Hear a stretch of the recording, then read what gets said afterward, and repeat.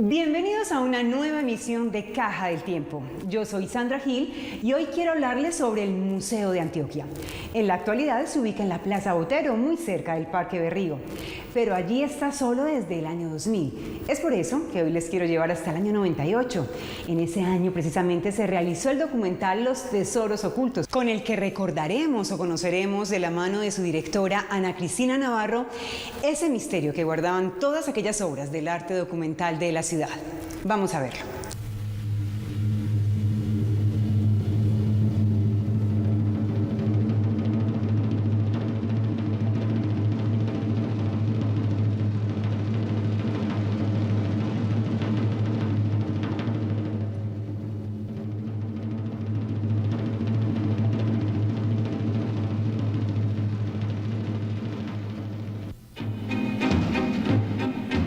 Desde hace más de 100 años, esta Casa de Cultura ha ido atesorando testimonios visuales y retazos de historia.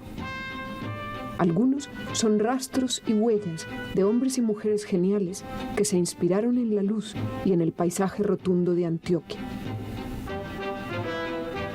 Pintaron la lucha por sobrevivir o las costumbres casi sagradas de cada día, unas veces para engrandecerlas y otras para dejar claro al espectador que a veces las arraigadas tradiciones nos impiden crecer como nación.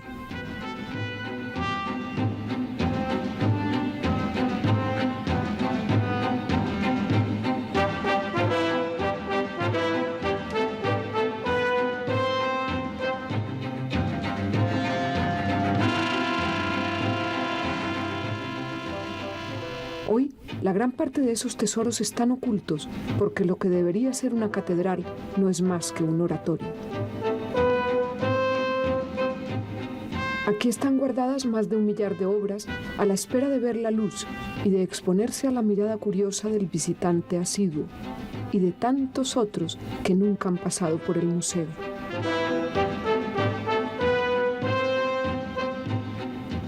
Aquí están, a punto de estrenar su gran oportunidad, colecciones de artistas que casi nunca hemos podido ver de un golpe. Creadores que con las técnicas más variadas dibujaron el mapa del primer siglo de arte antioqueño. Los tesoros del Museo de Antioquia están guardados y no los hemos podido ver porque el museo es insuficiente en su espacio. No tiene el crecimiento armónico con el crecimiento de la ciudad. Entonces no ha habido el interés por su crecimiento. De ahí que en este momento él no pueda mostrar sino una tercera parte aproximadamente de lo que tiene.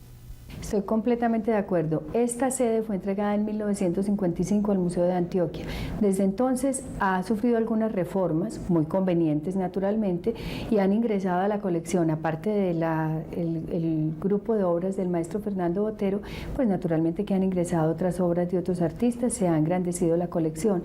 Pero cuando fue entregada la casa en 1955, Medellín tenía cerca de 300.000 habitantes. Hoy Medellín y Antioquia han crecido considerablemente y con ese crecimiento también sus necesidades en materia de cultura, las que no puede responder un museo que se quedó anclado en la década del 40.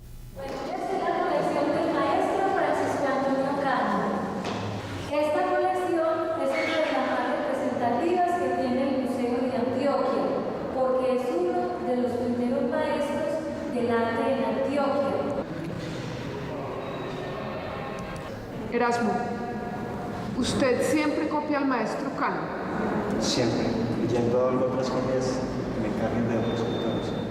¿Y qué motivos especialmente le encargan del maestro Cano? Los religiosos. Los religiosos. ¿Usted sabe, usted es estudiante de Bellas Artes? No. ¿Ha aprendido copiando? He aprendido copiando y antes con un maestro. ¿Y se va a dedicar siempre a copiar o a hacer su propia obra? Es un estudio para realizar luego mi obra. Ya. ¿Usted sabe que en el museo hay muchas obras guardadas todavía del maestro Cano? Sí, y muchos dibujos y pinturas que no están expuestas, falta de espacio. El Museo de Antioquia es como una caja de Pandora. Uno se pone a esculcar en las bodegas y no sabe qué se va a encontrar, qué sorpresa se va a llevar.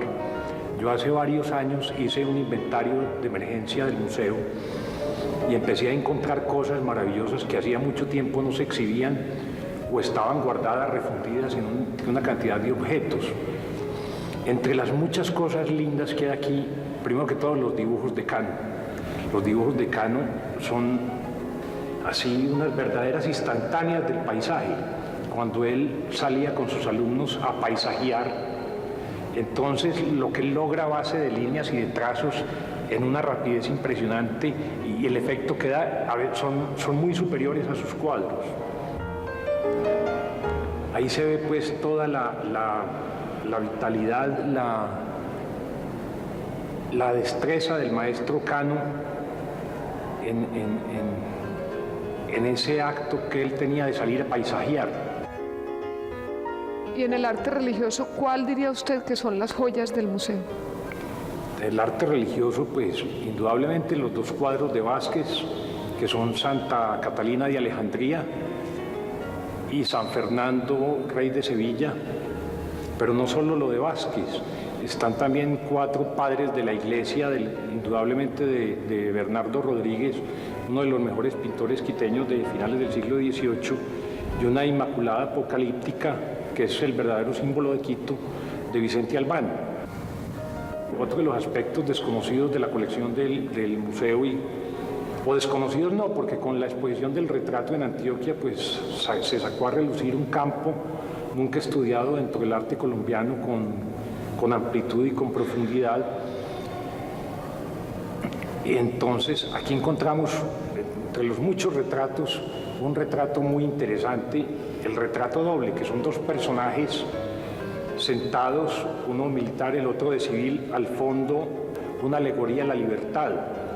El cuadro tiene todas las características de José María Espinosa, el retratista de Bolívar, y lo más interesante es un detalle decorativo que se veía al fondo, que es como una alegoría a la libertad. No sabíamos quiénes eran los personajes y preguntando, Pilar Moreno de Ángel, que ha estudiado mucho a Córdoba y a su familia, dijo posiblemente son Salvador Córdoba y Manuel Antonio Jaramillo, su cuñado, que fueron fusilados por Tomás Cipriano de Mosquera en Cartago en 1841.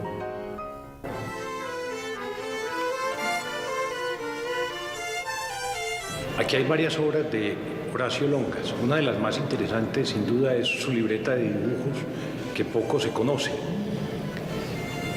Es maravilloso ver el trazo rápido y la línea definida de los dibujos de esta libreta. En ella se percibe también la capacidad del artista para captar las emociones populares y saberlas transmitir. Horacio Longas encontraba en los personajes del pueblo su fuente permanente de inspiración y fue un fiel intérprete de sus penas y alegrías. Entre esos dibujos ocultos y casi confidenciales hay otra joya, los álbumes de Ruperto Ferreira.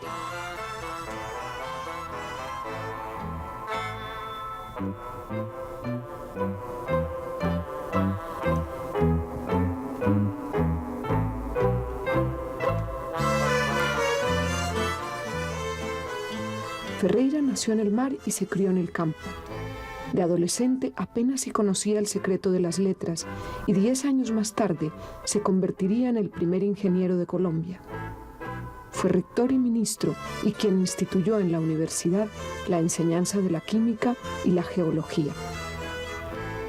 Con la misma firmeza con que defendió el catolicismo, Ferreira trazó carreteras, atravesó líneas de ferrocarril y marcó los límites entre Colombia y Venezuela. Y muy en secreto, dibujó una colección de apuntes a lápiz, pluma y acuarela de toda cuanta planta y animal le resultaron curiosos. Ferreira fue maestro de botánica y zoología y un discípulo discreto de la Comisión Corográfica y la expedición de Mutis. Seguramente se veía a sí mismo como un simple aficionado y nunca en vida se atrevió a compartir con otros científicos su arte documental. Todos sus álbumes fueron entregados en depósito al museo en 1985. Yo creo que sí es Tobón Mejía, el artista Art Nouveau de Colombia, del país. Y si se estudiara el concepto global latinoamericano, sería indudablemente uno de los más importantes dentro de ese género. Tobón Mejía fue uno de esos artistas que obtuvo reconocimiento en vida. Hay varios reconocimientos y en nuestra época es muy fácil pensar que el reconocimiento es porque se vende todo o porque le compran todo a un individuo. Yo no niego que esa es parte del reconocimiento, pero el reconocimiento a la obra que refrenda esa inversión, yo creo que es otra cosa. Y en ese sentido, Tobón Mejía tuvo una serie de éxitos refrendados en los salones de París, que es una de las cosas que para nosotros probablemente no diga bastante, pero que un colombiano en el París de 1927, 24, en fin, obtenga la entrada al salón y además premio en el salón, a mí me parece que es un gran reconocimiento.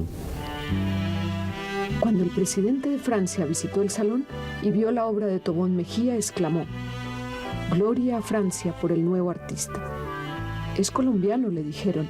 «Pues entonces, gloria a Colombia», replicó. Tobón no obtuvo el primer premio, sino el segundo. Dicen que por no ser francés. Tobón Mejía había acumulado guerras en su propia tierra, y de las peores, las que son entre hermanos. Llegado a Europa, tuvo que padecer la contienda del 14 y las carencias de la posguerra. Pero el viejo mundo también fue para él el encuentro con Rodin y con Toulouse-Lautrec, y con la mujer que lo acompañaría el resto de su vida. Aprendió en Medellín y en Bellas Artes, y copiando a los maestros extranjeros, y llegó a convertirse en el gran escultor de la figura femenina y de la ornamentación. Tobón Mejía era un poeta esculpiendo las formas más clásicas del cuerpo humano. La planchadora es un cuadro que todos reconocemos, los que tenemos cierta edad reconocemos en nuestra casa la planchadora, pero no es únicamente eso, no es un documento social, no es un documento pintoresco, es una gran pintura. En la planchadora se reúnen todas las vertientes del arte, del tratamiento del arte. Pongo, por ejemplo, la planchadora, es decir, la mujer que trabaja, pero no es únicamente eso. Y en el fondo del cuadro, encima de la mesa de planchar, hay una sábana arrugada. Tiene el mismo tratamiento que él le hace a las montañas del Valle de Aburrá. Es decir, hay ahí un paisaje, ¿no es cierto? En el extremo derecho, en la parte, en el centro, hay un bodegón. La ropa planchada que está sobre un banquito es pintura abstracta, rayos de colores. La cita de la pintura, en el fondo de la habitación hay un cuadro, y por encima de todo eso, la manera magistral de tratar los pliegues, de tratar la pintura, la sabiduría en la composición. Una de las cosas más importantes en ese cuadro es el cinturón de la planchadora. Cinturón rojo. Sin ese cinturón el cuadro no sería nada. Eladio aprendió de los discípulos de Cano, de Chávez y de Vieco, y después los superó con la acuarela. Vivió en Europa y allí compartió descubrimientos y penalidades con Pedronel Gómez. Cuando llegó a París, los impresionistas ya habían abierto todos los caminos al arte del nuevo siglo, y el expresionismo ya era una escuela. En Europa aprendió a difuminar el color y a saborear otras tonalidades, pero sus paisajes de París están llenos de la luz del Valle de Aburrá. Nadie como él ha sabido reconocerlo. Eladio Vélez es el pintor de la transparencia en la acuarela, y con ella abrió y cerró su ciclo creativo. Francisco Antonio Cano fue el primero en Antioquia que intentó entrar en la Academia de Bellas Artes de París, y después muchos lo siguieron. Buscaban un mundo con horizontes más amplios y necesitaban conocer a los clásicos más que imitar lo que se estaba haciendo en los salones importantes. Francia, Italia y España fueron las referencias de los artistas que estrenaron el siglo y el arte como proyecto de vida en una provincia donde solo se conocían autores extranjeros y donde dedicar la vida al arte era una excentricidad. Todos ellos dieron el primer paso. Se hizo una distinción, a mi modo de ver, falsa entre pedronelistas y heladistas, ¿no es cierto? Hay, por ejemplo, una escuela de Pedronel Gómez, las famosas alumnas de Pedronel Gómez, que se destacaron, pues, Débora Arango y Jesucita Vallejo y Carlos Correa, de alguna manera. Pero no se puede hablar de una escuela de Pedronel Gómez, primero que todo porque Pedronel Gómez no quería tener escuela, él quería ser único. Él inclusive, me atrevo a decirlo, trató de frustrar la carrera de sus alumnos para que no se le fueran a pasar. Eladio, por otros caminos, por otras vías, tampoco dejó alumnos, no quiso ser maestro, quiso hacer pintura. No más que pintura. Pedronel tenía una noción y una concepción social, el servicio de la pintura para las causas sociales, para la transformación de esa sociedad que en 1936 se estaba cambiando totalmente. El siglo XX empezó en nuestro país en 1936. Eladio no concedió nada con respecto a eso. Eladio era un pintor, digámoslo, puro. Es decir, era la pintura lo único que a él le interesaba. Para él, una manzana era mucho más importante que una huelga de trabajadores.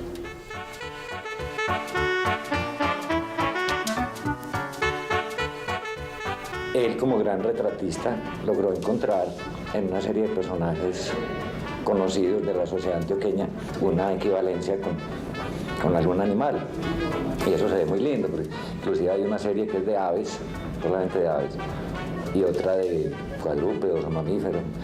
Pero yo no creo que lo hiciera con una intención de burla, ni mucho menos, sino una cosa simpática, y sé por lo que he leído que esos retratos pues fueron muy comentados y los que aparecían ahí no se sentían agredidos de ninguna manera. Creo que es importante para la historia conservar la obra de los caricaturistas porque es un pedazo de esa historia, y entonces se debe mencionar, por ejemplo, como un historiador muy importante colombiano, Germán Colmenares, escribió un libro haciendo un seguimiento de la historia política de Colombia de la época de Rendón, basado única y exclusivamente en las caricaturas de Rendón. Es un ejemplo muy elocuente.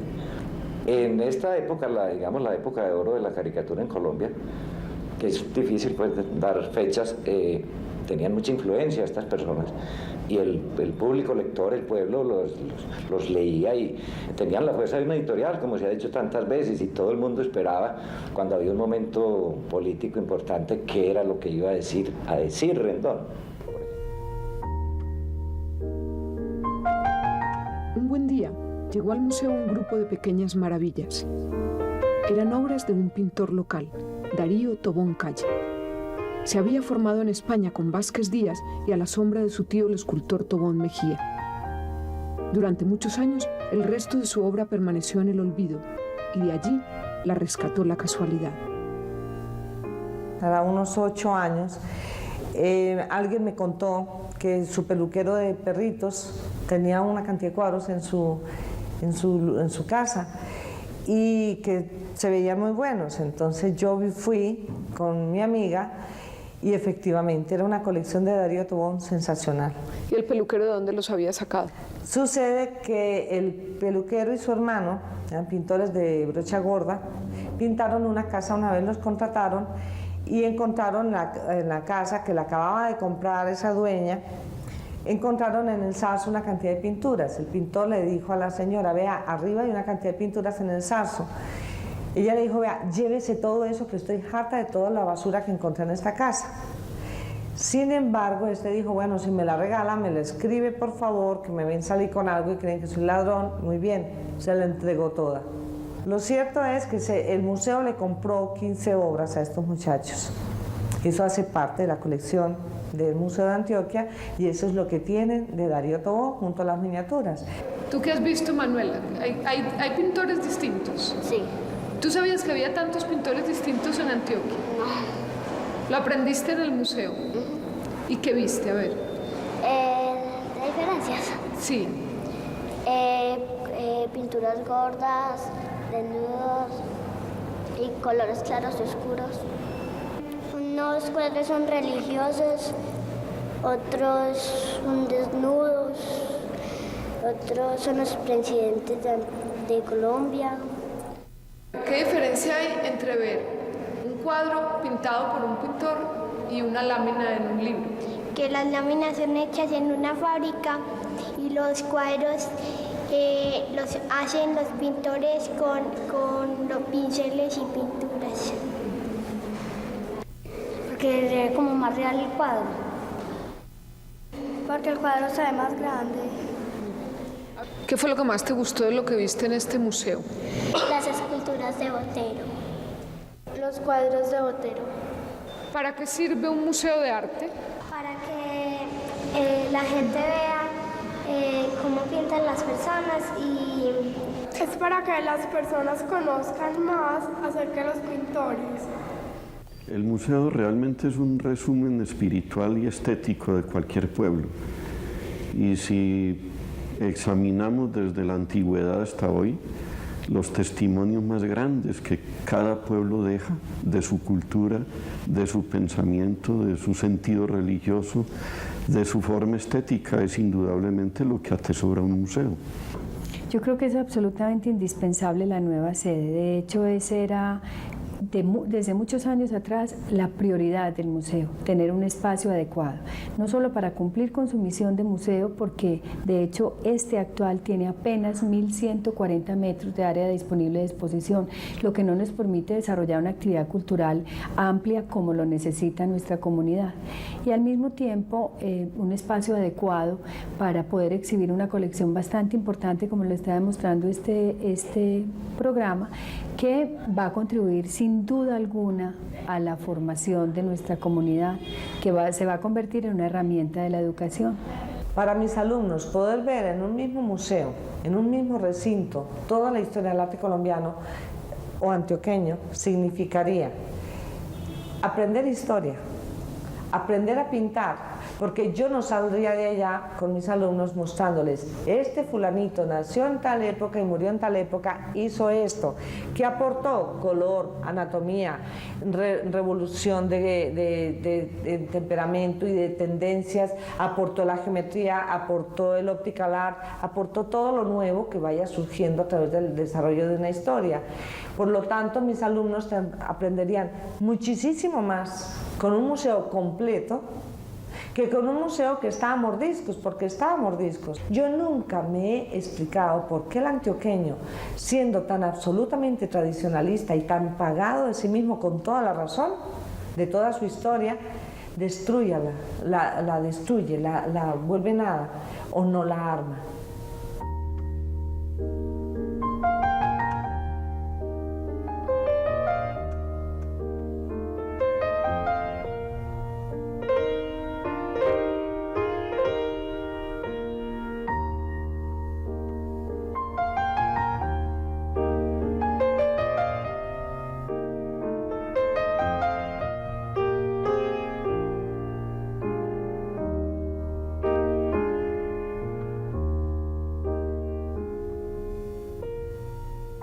La nueva sede del Museo de Antioquia será posible si se unen muchas generosidades en la ciudad y gracias al único artista antioqueño que ha conocido la gloria en todos los idiomas.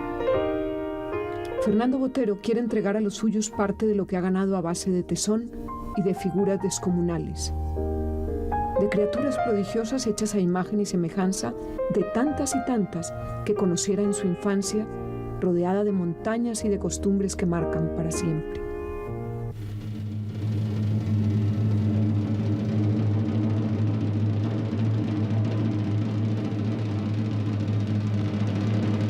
Los viejos tesoros y los nuevos estarán por fin juntos en un solo espacio para honra y disfrute de todos los ciudadanos. Solo así podremos entendernos mejor.